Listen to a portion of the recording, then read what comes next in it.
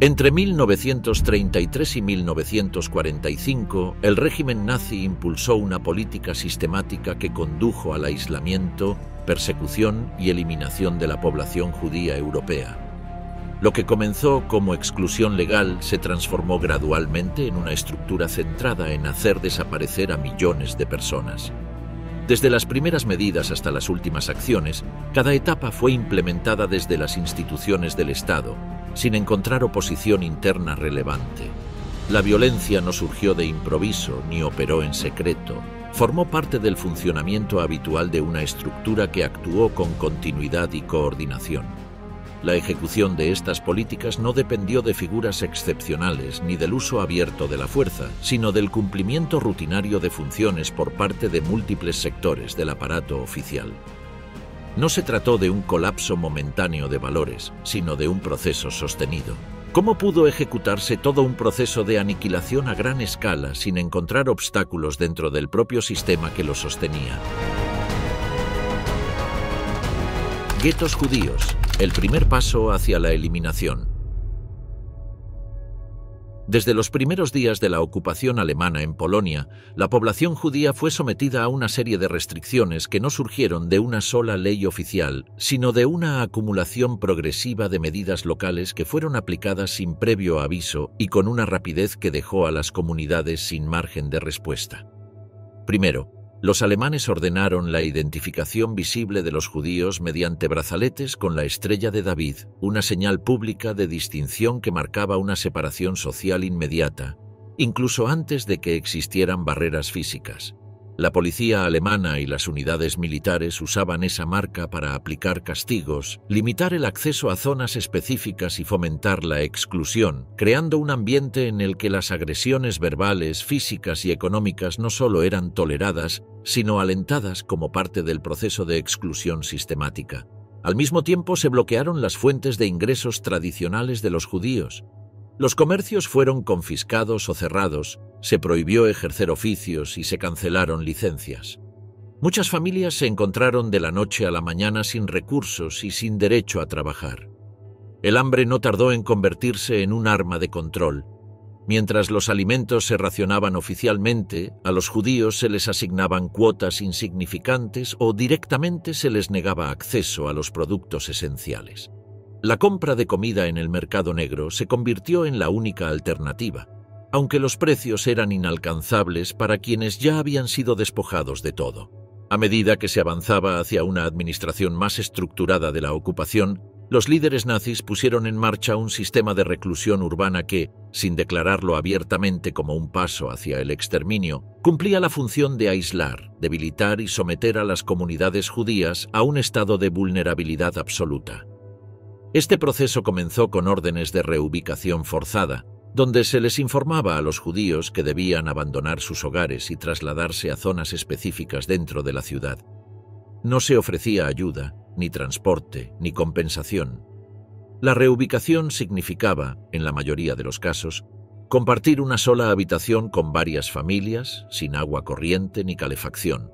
Los enfermos, los ancianos y los niños compartían camas, pisos y espacios cerrados en condiciones insalubres. En Varsovia, la ciudad con la mayor población judía de Europa, la situación se volvió insostenible en pocos meses. El área designada como gueto estaba rodeada de paredes, con entradas vigiladas, y quienes vivían dentro no podían salir sin un permiso que raramente se concedía. Se estima que más de 300.000 judíos fueron confinados en un espacio que no podía albergar ni a la mitad. El resultado fue una densidad poblacional extrema, donde cada metro cuadrado estaba ocupado, y no había privacidad ni descanso posible. Las epidemias se propagaban con rapidez, en especial el tifus, que se convirtió en la causa principal de muerte entre los habitantes del gueto. Los médicos judíos intentaban mantener algo de asistencia sanitaria con los escasos recursos que se les permitía conservar, pero carecían de medicamentos, camas, instrumentos e incluso jabón. En Łódź, la segunda ciudad en importancia, el proceso fue igualmente brutal. La zona designada como gueto quedó completamente cerrada al resto de la ciudad mediante alambres de púas y vigilancia constante. A los residentes se les entregaba pan de mala calidad, a veces con restos de aserrín, y una sopa acuosa una vez al día. Los niños vagaban por las calles buscando restos de comida, y muchos morían por desnutrición sin haber llegado a la adolescencia. Las autoridades alemanas crearon consejos judíos obligatorios, conocidos como Judenräte, a los que se les impuso la tarea de organizar la vida interna del gueto y hacer cumplir las órdenes que venían de los ocupantes, incluyendo listas de personas para trabajos forzados o reubicaciones. Aunque algunos líderes del consejo intentaron aliviar el sufrimiento de su comunidad, estaban atrapados en un sistema que los obligaba a colaborar con sus opresores bajo amenazas constantes. En Cracovia, aunque la población judía era menor, el patrón fue el mismo. La comunidad fue desplazada a un barrio específico, rodeado por muros de concreto con forma de lápidas, una elección visual que dejaba clara la intención simbólica del encierro. Dentro del gueto, los edificios eran compartidos por decenas de personas y los servicios como electricidad o agua se interrumpían durante días sin explicación. Las escuelas cerraron, los hospitales dejaron de funcionar y la sinagoga fue saqueada. Las familias intentaban mantener algo de normalidad, pero la vigilancia era constante y las detenciones arbitrarias ocurrían todos los días. El miedo se volvió una parte cotidiana de la vida. El aislamiento también implicaba el corte total de la comunicación con el exterior. No se permitía la entrada de cartas, paquetes ni noticias, y como la prensa estaba prohibida, solo circulaban hojas con órdenes y advertencias. La sensación de abandono crecía y quienes intentaban cruzar el muro eran ejecutados en el acto, aunque aún así algunos jóvenes trataron de escapar o de mantener contacto con familiares fuera del gueto, pero la mayoría fue descubierta y castigada públicamente para disuadir a los demás. La creación de los guetos no fue un hecho único ni simultáneo, sino que se fue desarrollando de manera gradual entre 1939 y 1940, siguiendo una lógica de encierro que no necesitaba ser explicada a la población alemana en general. Se trataba de un proceso administrativo interno dirigido por las autoridades locales bajo la supervisión del gobierno central. Cada gueto presentaba sus propias características, pero todos repetían los mismos patrones: hacinamiento, miseria, control estricto, desnutrición, aislamiento, vigilancia y una muerte lenta que no precisaba de balas ni de cámaras, solo de abandono, indiferencia y hambre. El sistema funcionaba como un filtro donde los más débiles morían primero. Las estadísticas de mortalidad eran altísimas, pero eso no preocupaba a quienes supervisaban el encierro. Por el contrario, muchos informes administrativos alemanes registraban las muertes como una consecuencia natural del entorno y no como un crimen. El gueto era presentado como una solución temporal, una medida sanitaria o de orden público, pero en la práctica era un mecanismo de destrucción social y física a través del encierro forzado. A medida que los meses pasaban, el deterioro físico y psicológico se hacía evidente. El silencio en las calles, el olor a cuerpos sin recoger, el frío que penetraba las ventanas rotas y el hambre que se volvía rutina erosionaban cualquier sentido de normalidad. Incluso las festividades religiosas, que antes eran motivo de reunión, se celebraban en la clandestinidad y con temor. La comunidad entera quedó reducida a sobrevivir día a día, sin esperanza, sin recursos y sin escapatoria. La Conferencia de Wannsee, enero de 1942. A principios del año 1942 se organizó una reunión que terminaría marcando un antes y un después dentro de la política nazi hacia los judíos. Fue convocada por Reinhard Heydrich, una figura clave del aparato de seguridad del régimen, que ya había recibido instrucciones claras de Hermann Göring, el segundo hombre más importante después de Hitler, para encargarse de los asuntos relacionados con lo que ellos denominaban la solución total de la cuestión judía. Esa reunión tuvo lugar en una elegante casa de campo ubicada a orillas de un lago, en un lugar llamado Wannsee, cerca de Berlín, y contó con la presencia de representantes de los distintos sectores del Estado alemán, incluyendo ministerios y organismos administrativos vinculados de alguna manera con las poblaciones judías. Lo que se discutió ahí no fue un plan improvisado, sino el resultado de un proceso largo de medidas cada vez más duras y coordinadas. Heydrich no estaba improvisando nada, sino más bien buscando asegurar que todos los presentes entendieran el papel que les tocaría cumplir dentro del proyecto que ya estaba en marcha. La idea era comunicar que la eliminación de los judíos no solo era una intención política, sino que ya se había convertido en política oficial del Estado alemán. Por eso, al reunir a representantes de los ministerios del Interior, de Justicia, de Exteriores, de los territorios ocupados del Este, entre otros, Heydrich buscaba evitar malentendidos y asegurar que todos actuarían de forma sincronizada. Durante la reunión, Heydrich explicó que ya se había deportado a muchos judíos desde Alemania, Austria y el protectorado de Bohemia y Moravia hacia el este, y que esas deportaciones continuarían.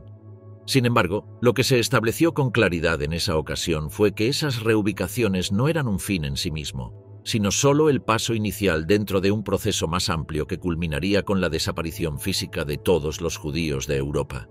Aunque Heydrich evitó usar términos explícitos como matar o exterminar, dejó claro que el objetivo final era eliminar a toda la población judía que se encontraba bajo dominio alemán. Para eso se usarían métodos que serían definidos más adelante, pero que requerían la coordinación entre todas las instituciones allí representadas. Uno de los asistentes clave fue Adolf Eichmann, quien tenía la función de llevar el registro de lo hablado y organizar los aspectos prácticos de las deportaciones.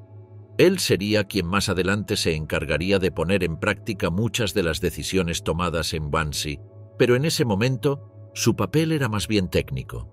Eichmann explicó que los territorios ocupados en el este habían sido seleccionados como destino para los judíos deportados, y que las condiciones allí permitirían llevar a cabo lo que llamaban trabajo forzado, en condiciones que, inevitablemente, llevarían a la muerte de una gran parte de los deportados.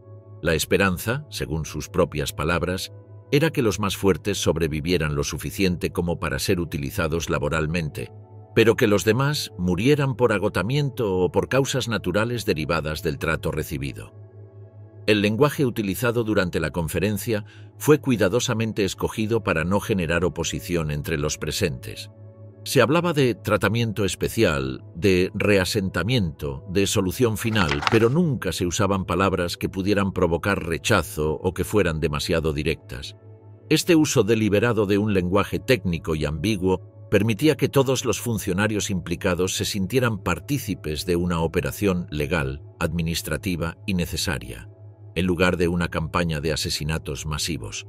De hecho, una de las preocupaciones planteadas durante la reunión fue cómo manejar los matrimonios mixtos, es decir, aquellos casos en que una persona judía estaba casada con una no judía.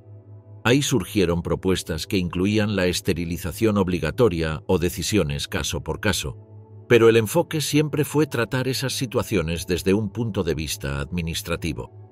También se discutió cuántos judíos existían en cada país europeo, incluyendo algunos que aún no estaban bajo control alemán. Se presentó una lista con las cifras estimadas de judíos en toda Europa, desde Francia hasta la Unión Soviética, pasando por Rumanía, Hungría, Grecia y otros lugares. La inclusión de países aún neutrales o no ocupados mostraba que el proyecto contemplaba a toda Europa, no solo a las regiones ya dominadas por el régimen nazi. Esto indicaba que la solución final no era solo un asunto interno del Tercer Reich, sino un plan de alcance continental. Heydrich dejó claro que él tenía plena autoridad para coordinar el proceso y que los demás organismos debían colaborar sin poner trabas. Reforzó que se trataba de una política de Estado y que debía ser ejecutada con eficiencia y sin interferencias.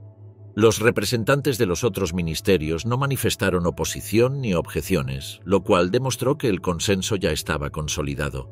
El hecho de que la reunión no incluyera debates ni dudas también es una muestra de que las decisiones ya estaban tomadas y que el propósito era simplemente transmitir directrices y asegurar la cooperación plena. El contenido de la reunión fue resumido en un acta escrita por Eichmann que circuló de manera limitada entre los participantes. En ese documento se evitaron también los términos explícitos. Se hablaba de procesos de evacuación, de tratamientos adecuados, de medidas necesarias, pero no se nombraba la palabra asesinato. A pesar de ello, todos entendieron lo que realmente significaban esas expresiones y nadie necesitó que se aclarara el objetivo final. La forma en que se presentó todo permitía a cada uno justificar su participación como un acto de servicio al Estado, sin tener que enfrentarse directamente con la idea de que estaban colaborando en un crimen de enormes proporciones. Uno de los aspectos más significativos de esta conferencia fue que transformó el asesinato masivo de los judíos en una operación burocrática. Desde ese momento ya no sería solo asunto de las SS o de los jefes regionales, sino que involucraría a los trenes del Ministerio de Transportes, a los documentos de los ministerios civiles, a los registros de población y a todas las oficinas que tuvieran algo que ver con los desplazamientos, las viviendas, la alimentación y el trabajo. La solución final pasó a ser una política transversal, donde cada funcionario tendría un papel asignado y una responsabilidad concreta. Ya no se trataba de violencia espontánea ni de decisiones aisladas, sino de una estructura formal respaldada por los más altos niveles del poder estatal.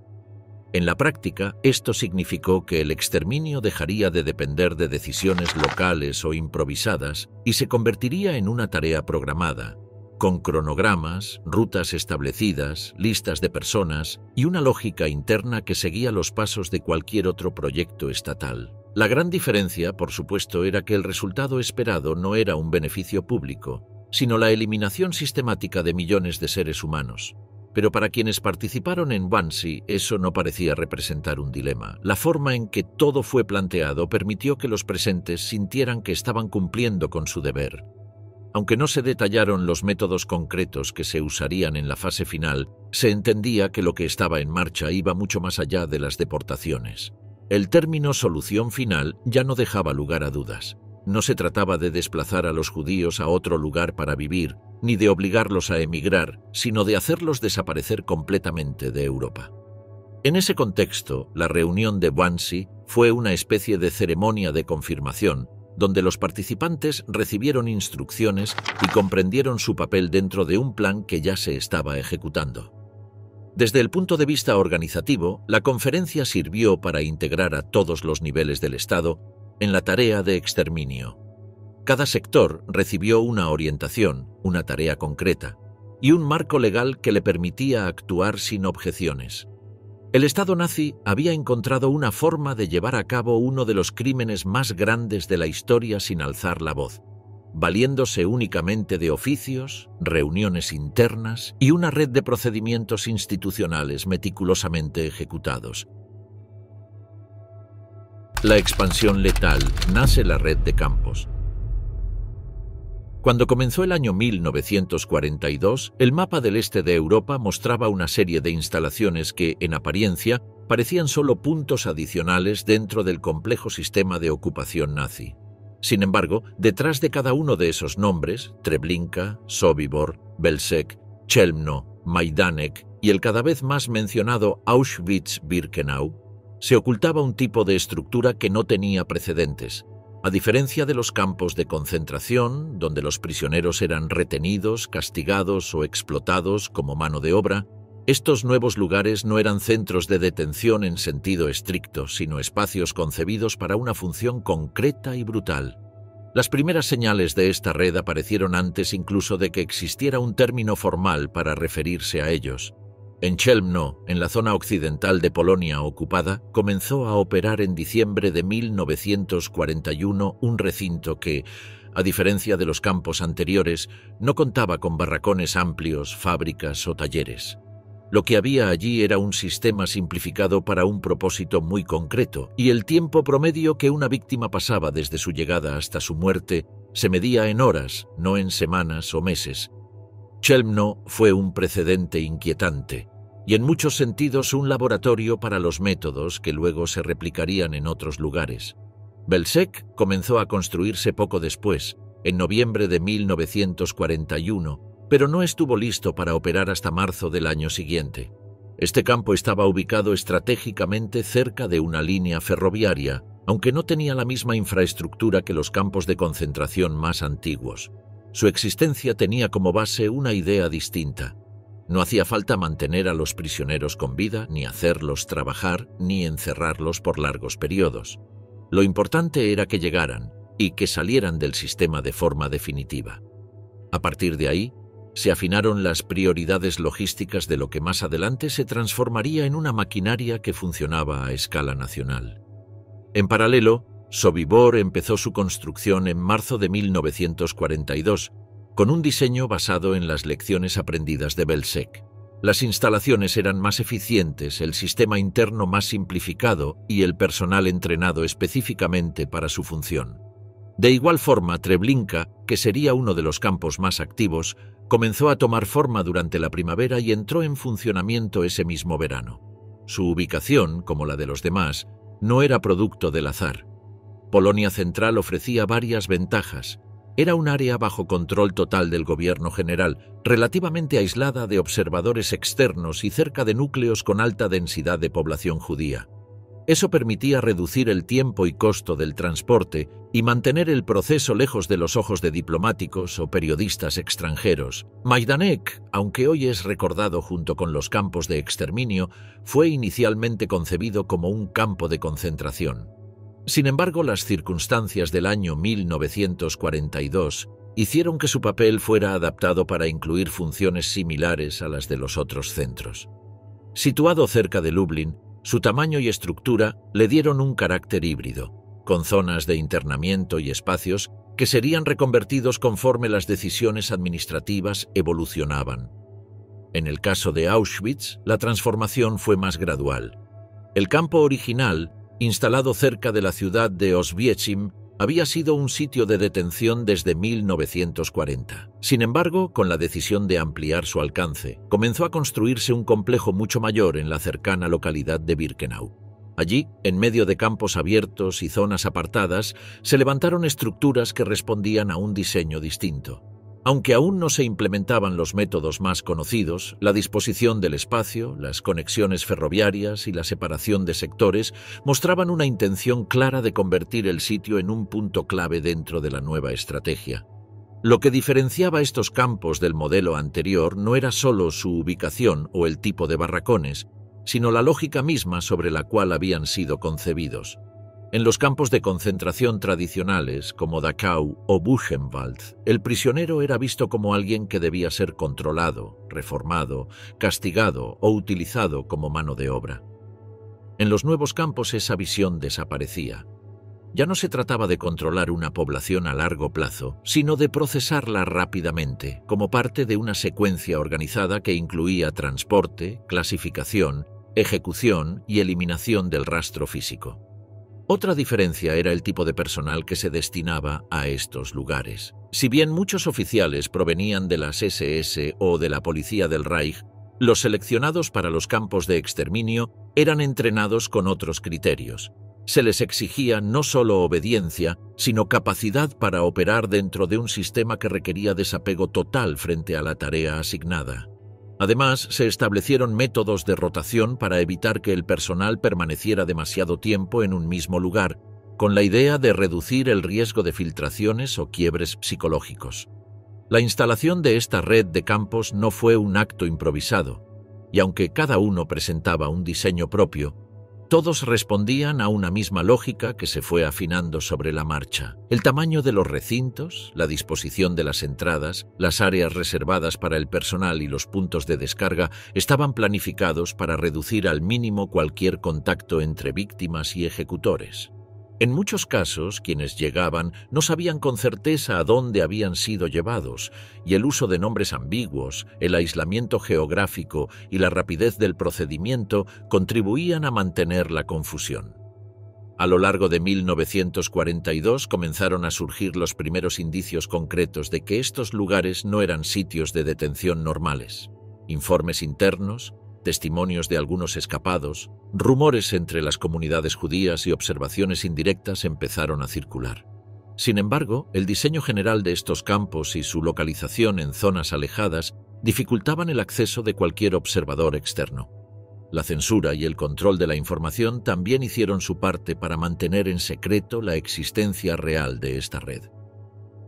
En algunas ciudades polacas, sobre todo en aquellas cercanas a los campos, los habitantes locales empezaron a notar la frecuencia con la que llegaban convoyes y lo inusual de que nadie regresara.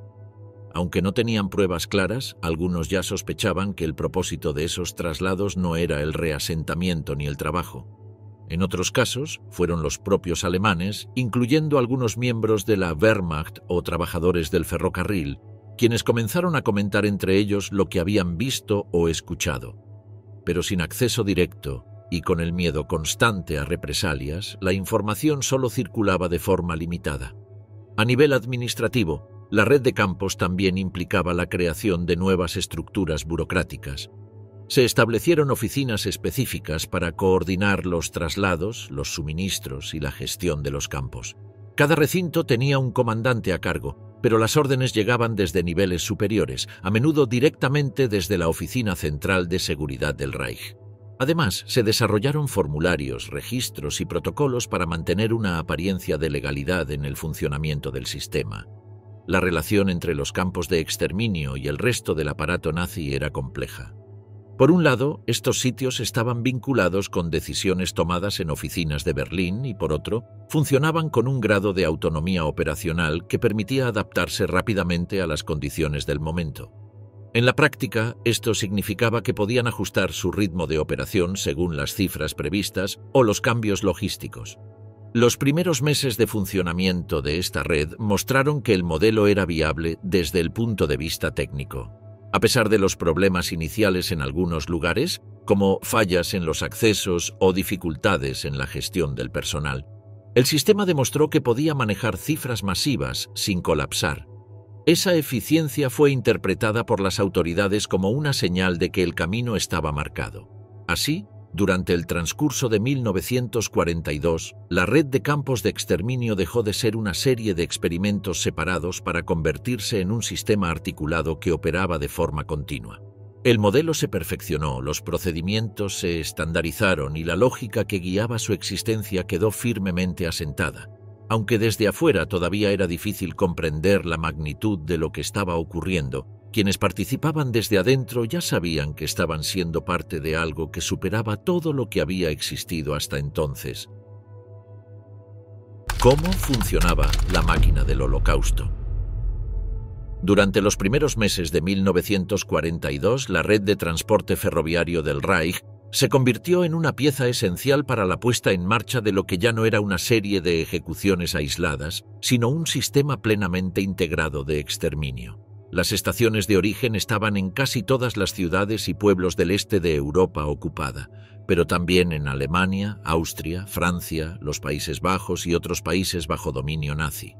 Cada convoy estaba compuesto por vagones de carga, cerrados herméticamente, sin agua ni ventilación, en los que se apiñaban cientos de personas durante horas o días sin saber a dónde eran llevados ni por qué. Estos trenes no se improvisaban. Requerían una coordinación precisa entre la policía, los funcionarios de transporte, los responsables del campo de destino y las autoridades locales que supervisaban las detenciones. El asesinato masivo no era posible sin esta maquinaria ferroviaria organizada desde Berlín, donde cada viaje se planeaba con horarios, cupos y destinos definidos con semanas de antelación. Una vez detenida la formación en las vías internas del campo, un grupo de oficiales realizaba de inmediato una selección, enviando a una parte de los deportados directamente a la muerte y a otros a trabajos forzados. Esta operación de clasificación se llevaba a cabo en pocos minutos, sin preguntas ni explicaciones. Los elegidos para el trabajo eran enviados a zonas del campo donde se les asignaban tareas en talleres, fábricas o labores al aire libre, pero la gran mayoría era conducida sin demora hacia las instalaciones de exterminio. Estas instalaciones incluían cámaras de gas, diseñadas para parecer duchas comunitarias. Las víctimas eran obligadas a desnudarse bajo la vigilancia de guardias y auxiliares, y sus pertenencias eran confiscadas, registradas y clasificadas por prisioneros que trabajaban bajo coacción. Dentro de las cámaras se introducía gas letal por aberturas en el techo o las paredes, produciendo la muerte en cuestión de minutos. Este proceso se repetía a lo largo del día con una cadencia mecánica y los cuerpos eran extraídos, despojados de objetos de valor y luego incinerados en hornos crematorios. En algunos campos donde no existían estos hornos, se cavaban fosas al aire libre para incineraciones masivas. El ritmo del asesinato estaba determinado por la capacidad de las instalaciones técnicas, no por la cantidad de personas que llegaban. El funcionamiento de este sistema no habría sido posible sin la participación directa de personal de distintas procedencias. Además de los miembros de las SS, los campos contaban con cientos de trabajadores civiles encargados del mantenimiento de la infraestructura, la reparación de equipos, la clasificación de ropa y pertenencias o el transporte de materiales. Había también técnicos ferroviarios, médicos, contadores, administrativos y cocineros que operaban dentro del perímetro o colaboraban desde fuera. Muchos de ellos sabían lo que ocurría, pero lo consideraban parte de su trabajo. En el caso del Batallón 101, compuesto por policías alemanes comunes, su papel fue clave en el proceso de deportación, custodia y ejecución de víctimas en distintas fases de la operación. Algunos disparaban directamente, otros solo vigilaban, pero todos participaban dentro de la misma estructura. Lo que comenzó como una serie de matanzas locales se había transformado en una operación sistemática con objetivos, cronogramas y criterios de rendimiento. El asesinato ya no respondía a circunstancias de guerra o venganzas personales. Era un componente estructural del sistema nazi con reglas, jerarquías y protocolos estandarizados. Los campos más grandes funcionaban como fábricas de muerte, con entradas, zonas de procesamiento y eliminación de residuos. La eficiencia de cada campo era evaluada en función de su capacidad para matar sin interrupciones, de mantener el orden interno y de procesar con rapidez los efectos de los deportados. La arquitectura misma de los edificios estaba pensada para facilitar este flujo, desde los vestuarios y cámaras hasta los crematorios y almacenes. La colaboración entre distintas áreas del régimen era constante. El Ministerio del Interior coordinaba las órdenes de deportación con la Gestapo, que a su vez trabajaba con los servicios ferroviarios y las SS. Las industrias que operaban cerca de los campos aprovechaban la mano de obra esclava que sobrevivía a la selección y sus directivos negociaban con los comandantes para obtener más trabajadores. Esta economía del exterminio generaba beneficios, pero también requería planificación logística y, en muchos casos, informes técnicos detallados sobre las condiciones de los trabajadores, su alimentación o esperanza de vida.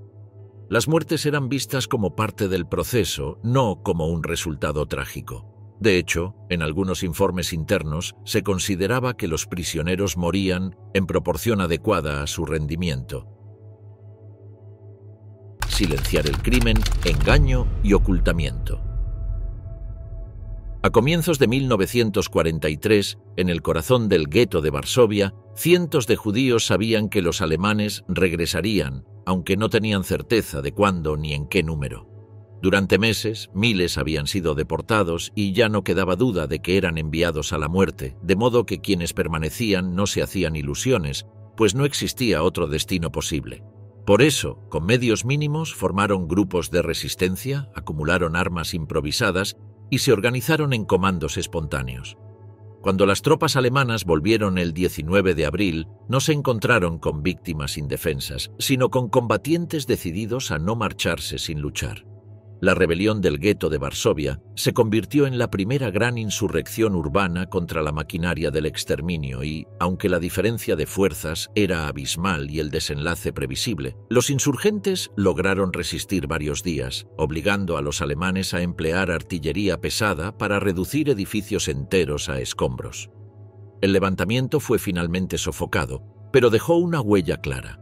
Incluso en las condiciones más extremas hubo quienes eligieron enfrentarse. Ese mismo año, en el campo de Treblinka, los prisioneros preparaban en secreto otra forma de resistencia. El lugar ya era conocido por su ritmo vertiginoso de asesinatos, pues cada día llegaban trenes con miles de personas que desaparecían pocas horas después y solo un pequeño grupo era seleccionado para cumplir tareas internas. Algunos de esos hombres, responsables de limpiar los vagones, recoger los cadáveres o clasificar las pertenencias arrebatadas, comenzaron a intercambiar información, identificaron puntos débiles en el perímetro, estudiaron los movimientos de los guardias y consiguieron armas cortas que habían sido escondidas por miembros del Sonderkommando. El 2 de agosto varios centenares intentaron escapar. Prendieron fuego a edificios clave, Atacaron a los vigilantes y rompieron el cerco. La mayoría fue asesinada durante la huida, pero unos pocos lograron escapar. Algo parecido ocurrió en Sobibor el 14 de octubre, cuando un grupo de prisioneros, encabezado por antiguos militares soviéticos, ejecutó un plan para eliminar a los oficiales más peligrosos y abrir un paso hacia el bosque, donde también hubo enormes bajas, aunque algunos sobrevivientes consiguieron ocultarse y más tarde relataron lo que habían presenciado. La existencia misma de esos campos era un secreto que el régimen nazi quería preservar a toda costa. Aunque había rumores, testimonios y sospechas, los líderes alemanes sabían que mantener el silencio era crucial. Por eso, cuando empezó a circular información más concreta sobre el exterminio, se puso en marcha una operación especial, la Acción 1005. Esta misión, liderada por Paul Blobel, tenía un objetivo claro y brutal: eliminar físicamente los rastros de los asesinatos masivos. Se trataba de abrir las fosas comunes, extraer los cuerpos y reducirlos a cenizas. Para hacerlo se emplearon prisioneros esclavizados que trabajaban durante semanas entre montones de cadáveres en descomposición. Usaban grandes parrillas metálicas donde se acumulaban cientos de cuerpos y se les rociaba combustible para acelerar la combustión. Luego recogían los huesos, los trituraban con martillos y esparcían los restos en campos o ríos cercanos. Esta práctica se aplicó en lugares como Belzec, Chelmno y las cercanías de Lviv, y formaba parte de un plan sistemático para borrar las pruebas antes de que las líneas del frente se acercaran demasiado. Algunos testigos lograron sobrevivir a pesar de todo. Personas como Rudolf Verba y Alfred Wetzler consiguieron escapar de Auschwitz y llegar a Eslovaquia, donde dictaron un informe detallado sobre la estructura y funcionamiento del campo. Ese testimonio fue recopilado por miembros de organizaciones judías y enviado a gobiernos aliados. La información era concreta: trenes, cámaras de gas, números de víctimas, tiempos de operación.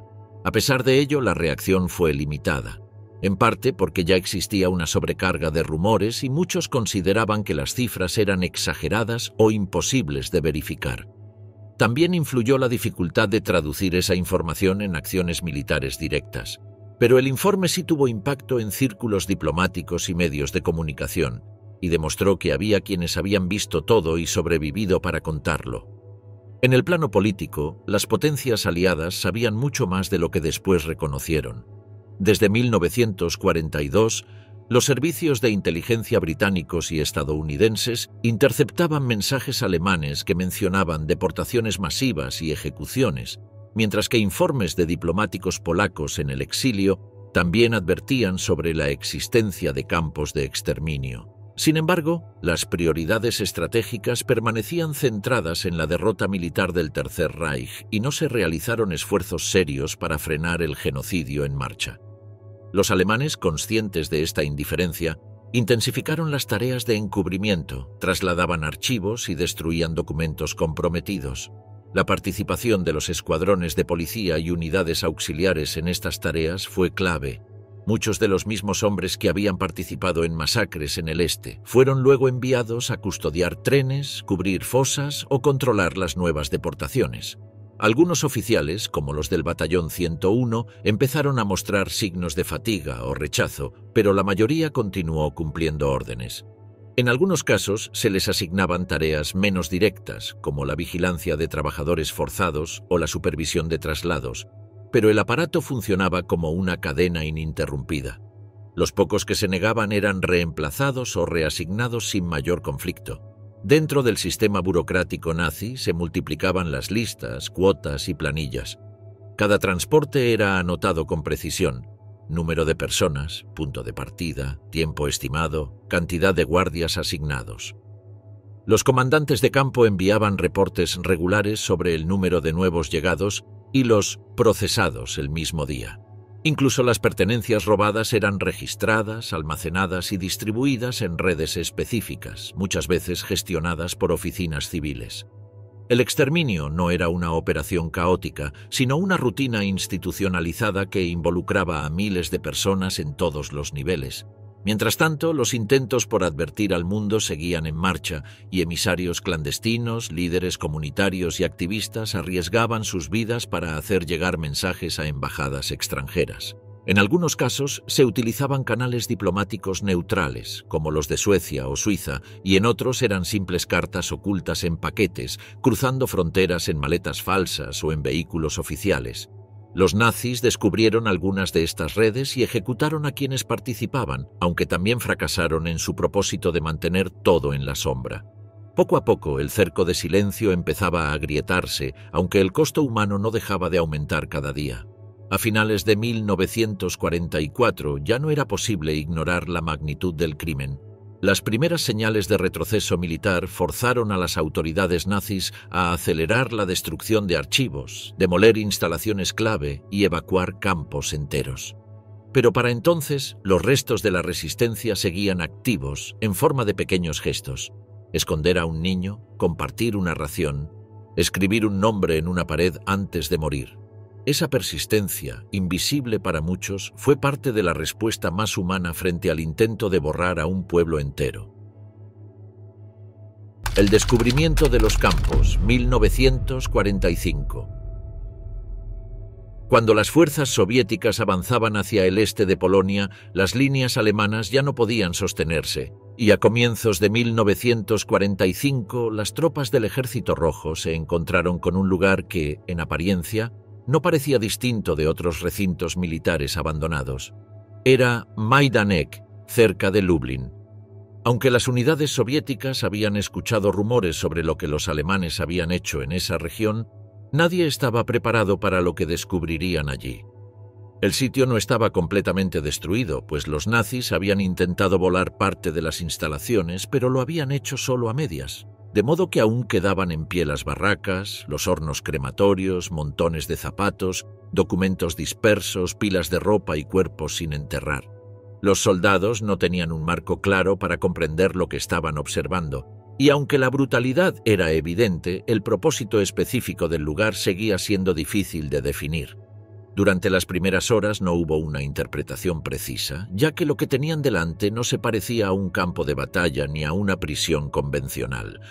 Había construcciones extrañas, como cámaras sin ventanas, túneles conectados y depósitos repletos de cabellos humanos, y poco a poco la idea de que aquello había sido una fábrica de muerte empezó a tomar forma, no solo por lo que se veía a simple vista, sino también por los rastros que los alemanes no habían alcanzado a destruir. El hallazgo fue comunicado rápidamente a Moscú y no tardó en convertirse en parte de la propaganda soviética. Pero aunque la maquinaria estatal dio visibilidad al descubrimiento, incluso exagerando algunos aspectos, los elementos concretos estaban allí. Una infraestructura organizada para eliminar personas. Cuando se difundieron las primeras imágenes captadas por los camarógrafos soviéticos, la reacción internacional osciló entre el escepticismo y la incredulidad. Algunos pensaban que se trataba de una exageración o que las cifras habían sido infladas por motivos políticos. La verdadera dimensión de lo descubierto en Majdanek solo empezaría a entenderse cuando otras tropas aliadas entraran en más campos. Días después, el avance soviético continuó y llegó a la zona de Auschwitz. A diferencia de Majdanek, este campo había sido parcialmente evacuado. Muchos prisioneros habían sido obligados a marchar hacia el oeste bajo condiciones extremas. Sin embargo, varios miles habían quedado atrás. Cuando los soldados soviéticos cruzaron las puertas de Auschwitz el 27 de enero de 1945, encontraron supervivientes en condiciones críticas, almacenes con pertenencias personales clasificadas, documentos oficiales y edificios aún en pie. En los depósitos encontraron montañas de maletas, gafas, cepillos de dientes, prótesis y ropa infantil, cada objeto con un nombre o una marca de procedencia. No eran pertenencias aisladas, sino los restos de una logística regular. Los hornos crematorios seguían allí, deteriorados pero aún reconocibles, y las cámaras, aunque parcialmente dañadas, permanecían accesibles. Los soviéticos recogieron pruebas, fotografiaron las estructuras y entrevistaron a los prisioneros que todavía podían hablar, porque no se trataba solo de liberar un lugar, sino también de comprender su verdadera función. Algunos de los liberados intentaron contar lo que habían vivido, pero muchos estaban demasiado débiles o sumidos en el shock, y otros simplemente no querían hablar. Lo que los soviéticos hallaron en Auschwitz superaba en magnitud a Majdanek, porque allí no solo había rastros de asesinatos masivos, sino toda una infraestructura organizada por funciones: selección, confiscación, ejecución e incineración. Aunque el proceso ya no podía observarse en marcha, los restos eran lo bastante claros como para reconstruirlo. En el frente occidental, los estadounidenses y británicos también avanzaban hacia Alemania. A medida que cruzaban regiones del Reich, recibían informes de prisioneros liberados o civiles locales que mencionaban la existencia de campos. En algunos casos, las tropas aliadas se toparon con estas instalaciones sin haberlo planeado. Cuando unidades estadounidenses llegaron a Ohrdruf, una subdependencia del campo de Buchenwald, quedaron igualmente impactadas. Aquí también encontraron cuerpos apilados, almacenes vacíos y estructuras de confinamiento. La diferencia era que este lugar había sido evacuado muy recientemente. Algunos cuerpos aún estaban calientes cuando llegaron. El general Eisenhower fue convocado para ver personalmente el lugar y recorrió las instalaciones, observó los cadáveres y habló con los soldados, quedando tan impactado que decidió invitar a periodistas y altos mandos para que lo registraran todo. Temía que en el futuro alguien afirmara que aquello era propaganda o una exageración, por lo que quiso testigos, informes e imágenes que dejaran constancia. También ordenó que los habitantes del pueblo cercano fueran llevados al sitio para contemplar con sus propios ojos lo que había ocurrido. A partir de ese momento, la lógica de los descubrimientos cambió. Ya no se trataba solo de liberar territorios, sino de evidenciar lo que había sucedido allí. Cada vez que se hallaba un campo, se convocaba a personal médico, fotógrafos, técnicos. No era solo cuestión militar, sino también de recopilación de pruebas. Cuando las tropas estadounidenses liberaron Buchenwald, Dachau y otros campos del oeste, aplicaron el mismo procedimiento: documentar, registrar, conservar. En muchos de estos lugares aún quedaban prisioneros vivos, algunos en un estado de desnutrición tan extremo que no podían hablar ni levantarse, mientras que otros morían en los días posteriores a la liberación a causa de enfermedades o de una debilidad insuperable. Los equipos médicos improvisaban hospitales, comedores y puntos de asistencia, aunque resultaba evidente que en muchos casos los daños eran irreversibles. Las escenas que los soldados tenían frente a sus ojos no podían describirse únicamente con términos médicos o técnicos, y la expresión campo de concentración no alcanzaba a transmitir lo que realmente estaban viendo. En Bergen-Belsen, por ejemplo, los británicos encontraron miles de cadáveres esparcidos sin enterrar, muchos de ellos ya en descomposición, en un lugar que carecía de agua potable, alimentos y atención médica, donde las enfermedades infecciosas se propagaban con rapidez. Aunque no era un centro de exterminio como los del este, la situación humanitaria resultaba tan extrema que el impacto fue igualmente devastador, y las imágenes captadas allí circularon pronto por la prensa mundial, causando una profunda conmoción. Los aliados comenzaron entonces a reunir informes de manera sistemática, recopilando testimonios, clasificando objetos y recolectando documentos. En algunos campos aún quedaban archivos parciales que no habían sido destruidos, y en Auschwitz, por ejemplo, se encontraron listas de transporte, registros de entrada y salida y notas internas, mientras que en otros lugares aparecieron álbumes fotográficos, planos de instalaciones y cartas. No todo estaba intacto, pero lo hallado resultaba suficiente para establecer un patrón claro. A través de estas pruebas se entendió que no se trataba de crímenes aislados. Era una política organizada, con instrucciones precisas y estructuras administrativas. Cada descubrimiento reforzaba esa conclusión. Las cámaras de gas no eran improvisaciones, los crematorios no eran una solución caótica. Todo tenía un orden, un registro, una lógica interna. La reacción internacional fue inmediata. Las imágenes se difundieron por diarios, noticieros y comunicados diplomáticos. Algunos gobiernos, como el británico y el estadounidense, comenzaron a informar oficialmente a sus ciudadanos sobre los campos. Aunque desde hacía tiempo se conocían indicios, nunca antes se había visto con tanta claridad. La magnitud, los métodos, la frialdad de la operación eran ahora visibles y comprobables. El proceso no terminó con los primeros hallazgos porque durante las semanas y meses siguientes se continuaron descubriendo campos menores, subcampos y lugares de tránsito, cada uno aportando nuevas piezas al conjunto. Algunos aparecían vacíos, otros aún tenían prisioneros y muchos estaban parcialmente destruidos, pero la evidencia seguía siendo persistente. No eran rumores ni exageraciones, sino hechos reales, documentados y sistemáticos. Los soldados, médicos, técnicos e incluso camarógrafos que participaron en estos descubrimientos dejaron testimonio de su asombro, pues algunos nunca habían oído hablar de Auschwitz y otros ni siquiera sabían que era un crematorio. Lo que encontraron redefinió por completo su comprensión de la guerra, que dejó de ser vista solo como una confrontación entre ejércitos para revelarse también como un escenario de exterminio deliberado. Para muchos de ellos, la Segunda Guerra Mundial cambió de significado a partir de lo que presenciaron en aquellos campos. Las tropas soviéticas, por su parte, siguieron avanzando hacia el oeste y hallaron otros campos en territorio alemán y checo. Su estrategia era diferente, menos centrada en la difusión internacional y más orientada a los informes internos. Aún así, sus descubrimientos se sumaron al conjunto de pruebas que ya empezaba a circular. En Moscú, Berlín, Londres y Washington se entendía ya que lo hallado no era un episodio lateral del conflicto, sino una parte central de su significado. Cuando la guerra en Europa llegó a su fin, una cosa resultaba indiscutible. El mundo ya no podía negar lo que había ocurrido. Los campos, los documentos, los sobrevivientes, los objetos y las estructuras permanecían como testimonios visibles y no era necesario elaborar un relato, porque bastaba con mostrar lo que se había encontrado. Aquel descubrimiento, acompañado por el silencio de los prisioneros liberados y la expresión atónita de los soldados, fue más elocuente que cualquier discurso.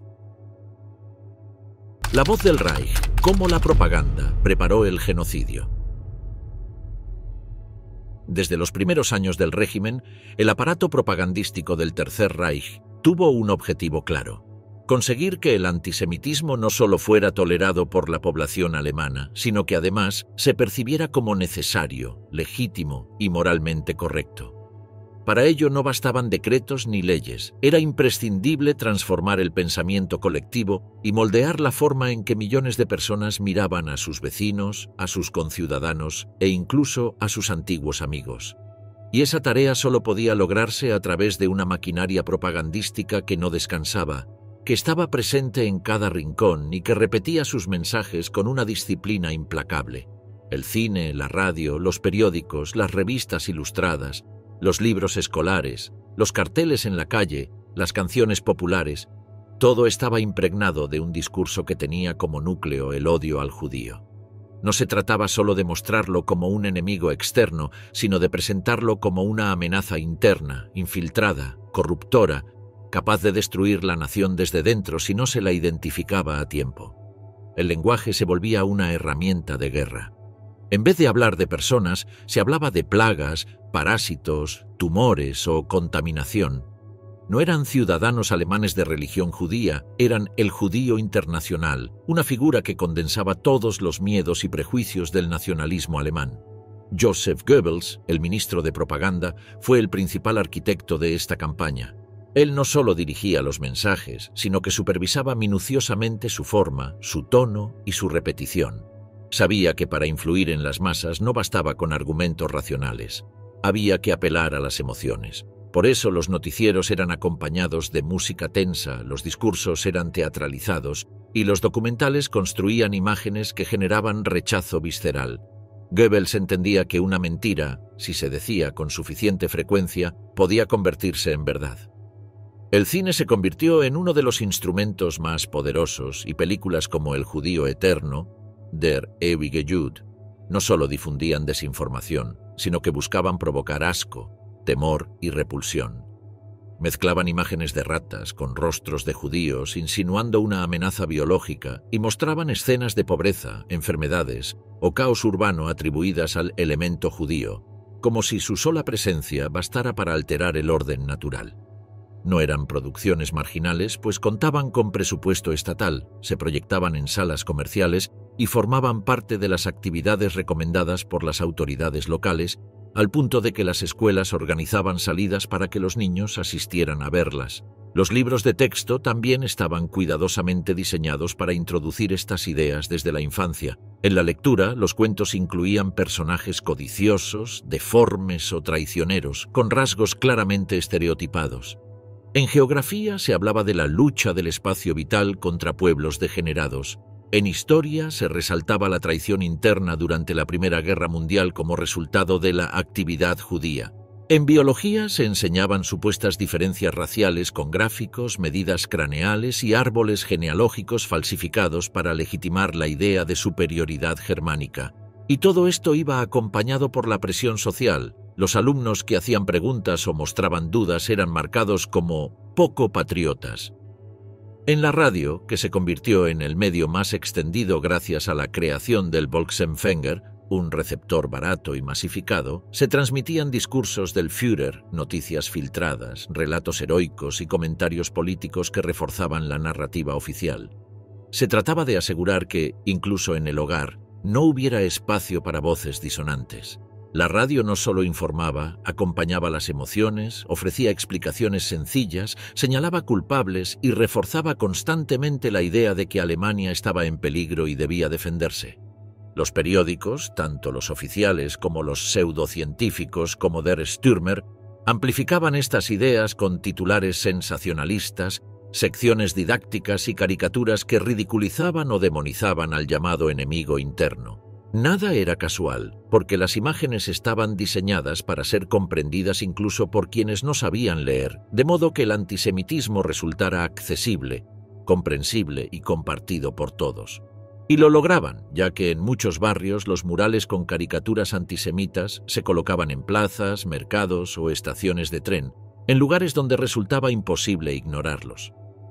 La educación de adultos también fue parte del plan. Las organizaciones del partido, las asociaciones de mujeres, los sindicatos nazificados, todos recibían charlas periódicas donde se reforzaban los principios ideológicos. Se distribuían folletos, se organizaban cursos y se premiaba a quienes mostraban mayor compromiso.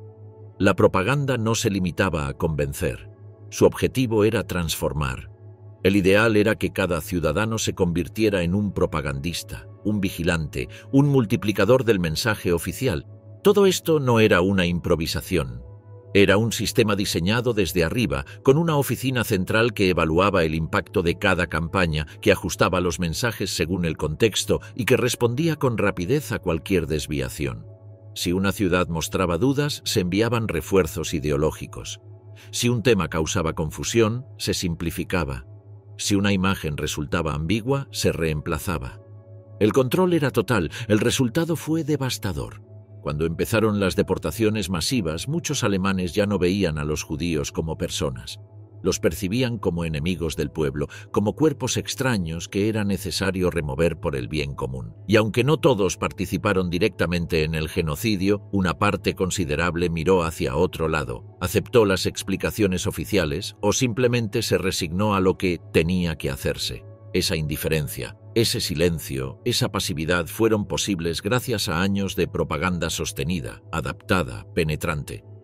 El legado de esta maquinaria ideológica no terminó con la guerra, aunque su apogeo coincidió con los años en que más vidas fueron destruidas, y fue la propaganda la que allanó el camino, la que preparó las mentes y facilitó el crimen, no con armas, sino con palabras, imágenes y repeticiones. Demasiado tarde, la respuesta que nunca llegó.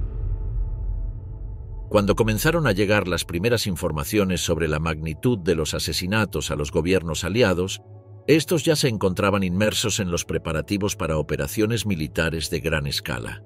A pesar de que desde 1942 circulaban informes que hablaban de ejecuciones masivas, cámaras de gas y deportaciones sistemáticas, las reacciones oficiales fueron limitadas.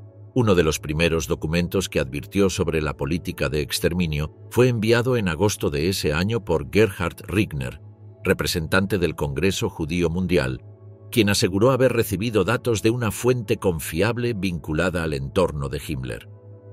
El mensaje fue transmitido a Londres y Washington, pero los gobiernos lo recibieron con escepticismo. Aunque posteriormente otras fuentes confirmaron los detalles esenciales, la prioridad de los altos mandos aliados siguió centrada en derrotar a Alemania en el campo de batalla. Los informes de diplomáticos, redes clandestinas y organizaciones judías ofrecían detalles sobre trenes abarrotados, ejecuciones masivas, eliminación de cuerpos y desaparición de comunidades enteras. Algunos de estos datos eran corroborados por interceptaciones de radio y testimonios de refugiados que lograban escapar. Aún así, no se hizo un esfuerzo sistemático para compartir públicamente toda la información disponible. Las autoridades temían que una denuncia abierta pudiera provocar tensiones internas o derivar en demandas de intervención directa. En Estados Unidos, por ejemplo, los responsables de la política exterior se mostraban cautelosos frente a los pedidos de organizaciones judías que exigían acciones urgentes. Se optó por mantener bajo perfil los detalles más extremos, alegando que podrían ser tomados por propaganda poco creíble o contraproducente para la moral de guerra. Uno de los obstáculos principales fue la dificultad para encajar el exterminio en la lógica militar aliada. El genocidio no era percibido como un objetivo independiente que pudiera combatirse con medios convencionales. Los jefes de Estado Mayor en Washington y Londres veían la solución al problema judío como parte del colapso general del Tercer Reich, no como algo que exigiera desviar recursos o modificar estrategias ya definidas. De este modo, las decisiones clave se fueron postergando y el ritmo del avance militar fue considerado la única vía posible para detener los crímenes en curso. No se establecieron operaciones específicas para interrumpir las deportaciones ni para bombardear líneas férreas o instalaciones cercanas a los centros de asesinato. En 1943 se organizó la Conferencia de Bermuda entre representantes británicos y estadounidenses, con el fin de evaluar qué podía hacerse respecto a los refugiados judíos. La reunión concluyó sin resultados concretos. No se ampliaron las cuotas migratorias, no se habilitaron nuevos corredores de escape y no se propusieron medidas urgentes de rescate. Se limitó todo a una declaración general sobre la preocupación por la situación. Paralelamente, se mantuvo una política de silencio respecto a las peticiones de abrir Palestina a más refugiados. En varias cancillerías el tema fue deliberadamente archivado, mientras se continuaban discutiendo problemas logísticos o implicaciones diplomáticas. Mientras tanto, las matanzas seguían. En los países ocupados, miles de judíos eran deportados cada semana hacia su destino final. Cuando comenzaron a circular propuestas sobre bombardear ciertos puntos clave, como las cámaras de gas o los crematorios en Auschwitz, se desestimaron con argumentos técnicos. Se alegaba que los bombarderos no tenían la precisión suficiente, que los prisioneros podrían morir durante los ataques o que era preferible concentrarse en objetivos estratégicos como fábricas o nudos ferroviarios. El Departamento de Guerra estadounidense y el Ministerio del Aire británico coincidieron en que alterar las prioridades operativas para socorrer a los judíos supondría un desvío inaceptable. La creación del War Refugee Board en enero de 1944 por parte del gobierno estadounidense fue uno de los pocos gestos visibles. Esta institución intentó coordinar esfuerzos de ayuda, financiar redes de evasión y obtener garantías para la protección de sobrevivientes. Sin embargo, su impacto fue limitado por la falta de apoyo generalizado. Las misiones organizadas por el Board permitieron rescatar a algunos centenares de personas, pero no lograron cambiar el curso general de los acontecimientos. Incluso dentro de sus propias filas, existían dudas sobre qué podía hacerse realmente en un contexto dominado por el control nazi y las restricciones diplomáticas impuestas por la guerra. En paralelo, las altas jerarquías del Tercer Reich comenzaron a intuir que el final era inevitable. A medida que el frente oriental se derrumbaba y los aliados avanzaban por Francia e Italia, algunos sectores del régimen empezaron a considerar la posibilidad de negociar. Heinrich Himmler, jefe de las SS, exploró canales de comunicación con gobiernos occidentales, buscando un acuerdo parcial que salvara su posición personal. Utilizó como moneda de cambio a determinados grupos de prisioneros, prometiendo su liberación a cambio de concesiones diplomáticas. Estas maniobras fueron observadas con desconfianza por parte de los aliados, que se negaron a pactar directamente con figuras del régimen. Aún así, algunas de estas negociaciones permitieron la evacuación de personas hacia Suiza o Suecia en los últimos meses de la guerra. Durante este tiempo, las operaciones de exterminio continuaron en varios sectores del territorio ocupado. Incluso en condiciones de derrota militar, las autoridades locales y las unidades de las SS mantuvieron la eliminación sistemática de reclusos. En los campos situados más al oeste, los prisioneros eran forzados a marchas de evacuación para evitar que cayeran en manos enemigas. En muchos casos, murieron en el camino por agotamiento, frío o ejecuciones sumarias. Esta etapa final estuvo marcada por una mezcla de brutalidad, desesperación y colapso organizativo. Aunque la maquinaria de exterminio ya no funcionaba con la eficiencia anterior, la intención de borrar rastros y cerrar filas seguía presente. Cuando terminó la guerra, casi todos los responsables directos del asesinato de millones ya habían desaparecido. Algunos se habían camuflado entre refugiados, otros usaron redes de apoyo para salir del país y muchos fueron protegidos por la confusión del momento. No hubo un acto concreto que desactivara el sistema, simplemente dejó de funcionar cuando perdió el control territorial y los medios logísticos para operar. Nadie lo detuvo desde adentro. Durante años esa estructura funcionó con base en papeles sellados, reuniones planificadas y repartos de tareas que no exigían conciencia, solo cumplimiento. Al cerrar los archivos y recorrer las ruinas, no quedó una explicación clara de cómo fue posible, pero sí una certeza. Los mecanismos no se rompieron por compasión ni por disidencia, sino porque la guerra los alcanzó antes de que alguien intentara frenarlos.